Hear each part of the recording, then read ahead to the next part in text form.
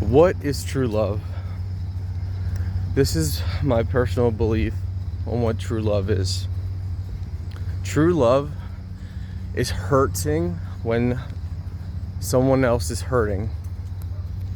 You feel their pain, you feel their joy, you feel their excitement, you feel their worries, you feel their fears. You see them stressed, you see them upset, you see them happy, you see them excited, and you partake in with them. When somebody downs them, when somebody hurts them, you come to their rescue, you come to their aid, you come to their defense. I believe true love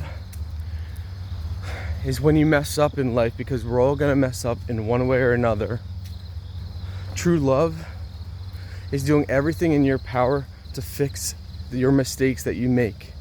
Everything in your power to become better, not because you do it just for you, but you do it for you and your spouse. I believe truly loving somebody, especially in today's world, doesn't mean anything about what you buy your spouse. It doesn't mean what you receive. You know, we've often heard the simplest things in life are the things you can't buy, or the things that mean the most are the things you can't buy. And you know what? To be honest, that is true. You can't buy true love. You can try to fake true love, but the signs will always be there. I think, based on what I've seen in the world, and I'm in the world 10 plus hours per day on all corners of the world, and based on my friends and from what I've seen, this world doesn't understand what true love is. Not the kind of love our grandparents had. Our grandparents, they stuck out through actual hard times. Like really hard times.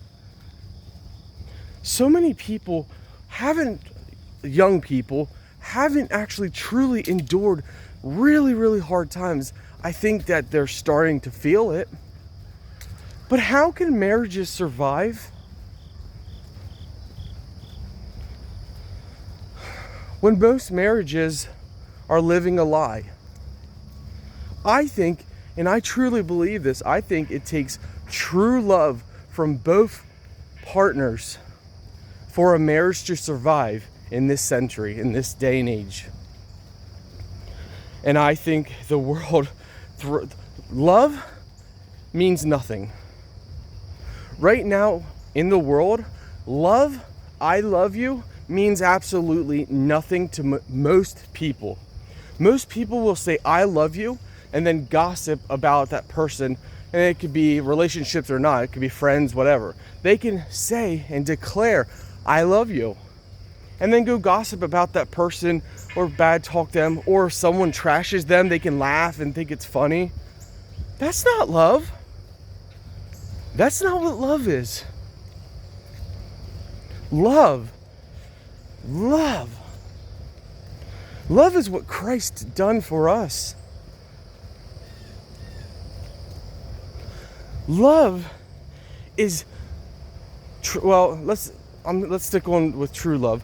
True love is whoever you truly love is your world, is your center. You know, people have to say, you shouldn't make other people your center or this or that. That's true in a lot of ways. You shouldn't make your friends your center. Your life shouldn't revolve around your parents or your co-workers. That's true. But in a biblical sense, when two people become married, they become one. I do believe your life should be your partner. Could you imagine?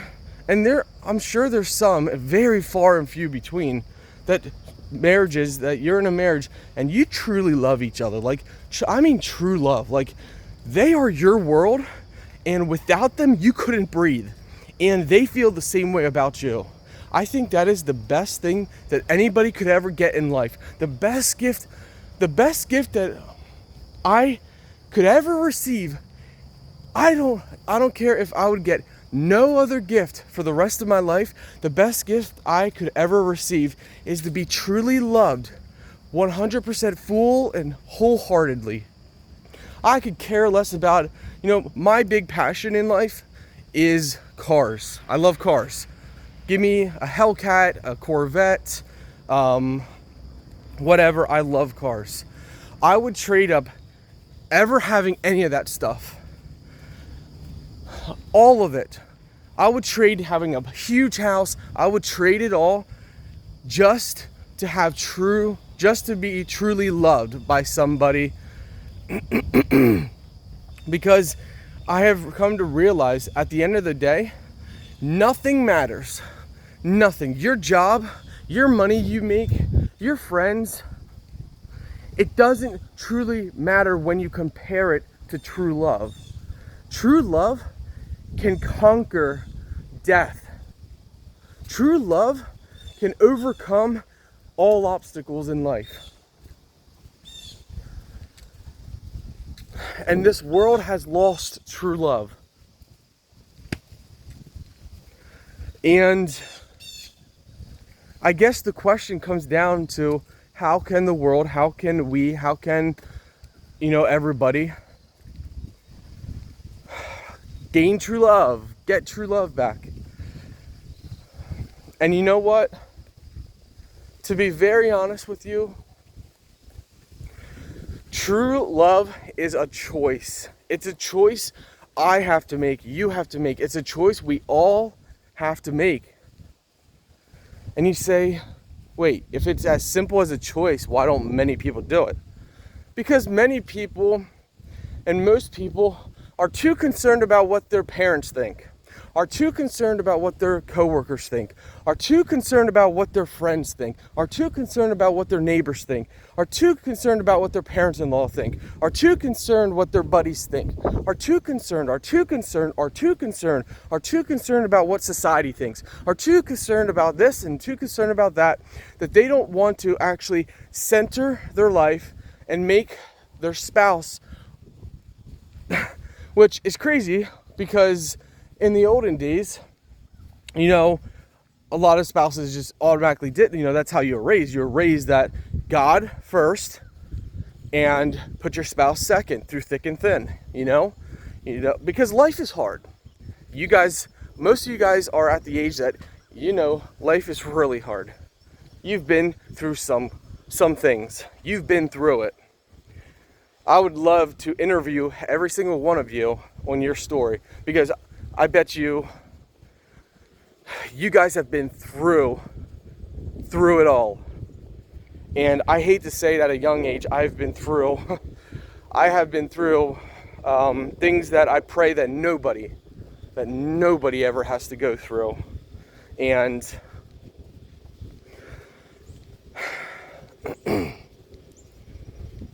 I wish, John Denver wanted world peace. John Denver wanted the world to live in harmony. I think that starts with one guy and one girl making the choice to love their spouse, when they get married, to love their spouse with all of their heart and mind. They love Christ with all of their soul, heart, and mind, but then they love their spouse second with all of their heart and mind. I think if couples would do that, it would be game over for Satan. So, Total distance 1 mile. It's a choice. You can wake up today and say, I'm going to love my spouse with all that I have. I'm going to make them my world. When I wake up, they're going to be who I think about. When I go to bed, they're going to be who I'm dreaming about. I'm going to put them front and center under God. I'm going to do the best that I can. But here's the thing, at the end of the day, you know, it's hard, it's tough, because especially if it's one-sided, you know, it's hard, it's tough. God can do all things. So you pray and you do what you can do. You love with your whole heart. You give with your whole heart. And let God do the rest. And sometimes God will do incredible things. God can change a Hitler's heart. God can do anything and everything. And I firmly, and I truly, 100% with no doubt, I firmly believe that. God can do anything and everything, all things, anytime, anywhere, any place, He could do one thing 1,000 ways. But that's the part of free will. We have to allow God to work. We have to allow God to do the things. And if we don't, well, a lot of people know the story of Saul and David. There's a lot of accounts in the Bible where God tried and tried and tried and tried, but people kept hardening their hearts. And eventually, it ended with their demise. And it's sad. That's why we have to make sure that our thoughts and our hearts are pure, that we are trying our best. And know that God can do all things. This nation needs Christ. This nation needs true love. I don't see it becoming a popular thing anytime soon. Which sucks, because it's what everybody needs. It's what every marriage needs. Every marriage needs true love. Every marriage needs... And it's the simplest thing. It's the simplest thing. If both would put the other above themselves. Could you imagine? Like, can you imagine if a husband put his wife above himself? If a wife put her husband above herself while they're both under God, it would be game over for Satan. Satan would finally lose his grip on marriages. It's not going to happen. And why I say it's not going to happen? Sure, it's going to happen in some people, some very lucky people that realize what truly means the most in this entire world. It's not to live and die. It's not to live and accumulate. It's to live and find true love and go through this life hand in hand, side by side with somebody. That's the greatest gift anybody can get. And I say it's not going to happen because the world is headed in one direction. Now, of course, God can do all things and God can change this nation around.